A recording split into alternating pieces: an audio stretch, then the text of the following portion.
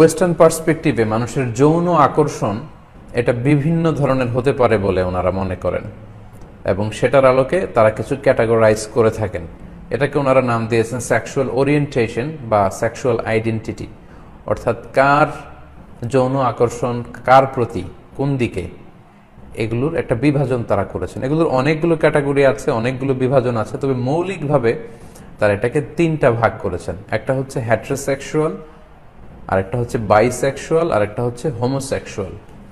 Heterosexual হচ্ছে বিপরীত লিঙ্গের প্রতি যারা আকর্ষণ অনুভব করে, অর্থাৎ এমন পুরুষ যে নারীর প্রতি যৌন আকর্ষণ অনুভব করে, অথবা এমন নারী যে নারী পুরুষের প্রতি যৌন আকর্ষণ অনুভব করে। এটা স্বাভাবিক এবং পৃথিবীতে বেশিরভাগ মানুষ এরকমই, আলহামদুলিল্লাহ। এবং এটাই হচ্ছে আল্লাহর দেয়া সুন্নাত, যে নারী পুরুষ তাদেরকে এমনভাবে বায়োলজিক্যাল ডিফারেন্সেস দিয়ে আল্লাহ তাআলা তৈরি করেছেন, তাদের দৈহিক গঠন, তাদের চিন্তা চেতনা, এগুলো এমনভাবে আল্লাহ তাআলা তৈরি করেছেন একজন নারী স্বভাবতই পুরুষের প্রতি আকৃষ্ট হবে এবং একজন পুরুষ স্বভাবতই নারীর প্রতি আকৃষ্ট হবে। এটাই স্বাভাবিক, এটাই প্রাকৃতিক নিয়ম।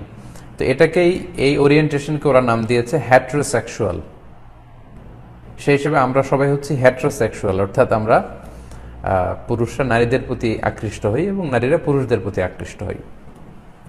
আরেকটা ক্যাটাগরি আছে বাইসেক্সুয়াল। বাইসেক্সুয়াল হচ্ছে এমন নারী বা পুরুষ যারা নারী পুরুষ উভয়ের প্রতি আকৃষ্ট হয়, অর্থাৎ এমন পুরুষ যার কাছে নারীও ভাল লাগে পুরুষও ভাল লাগে সমান তালে, অথবা এমন নারী যার কাছে পুরুষও ভাল লাগে আবার নারীও ভাল লাগে, তাদেরকে বলা হচ্ছে বাইসেক্সুয়াল।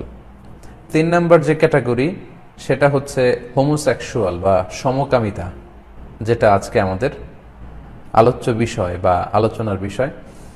সেটা হচ্ছে সমলিঙ্গের প্রতি যৌন আকর্ষণ অনুভব করা। নাউযুবিল্লাহি মিন যালিক। আমরা এ ধরনের অনুভূতি থেকে আল্লাহর কাছে পানাহ চাই।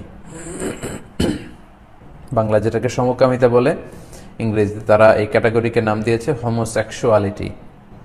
অর্থাৎ একজন পুরুষ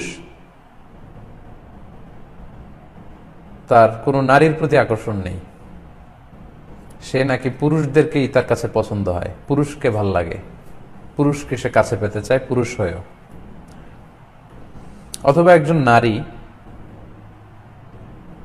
তার সাধারণত পুরুষের প্রতি আকৃষ্ট হওয়ার কথা ছিল, কিন্তু সে নারী, ওই নারীর কাছে পুরুষ ভালো লাগে না, তার কাছে ভালো লাগে হচ্ছে নারী।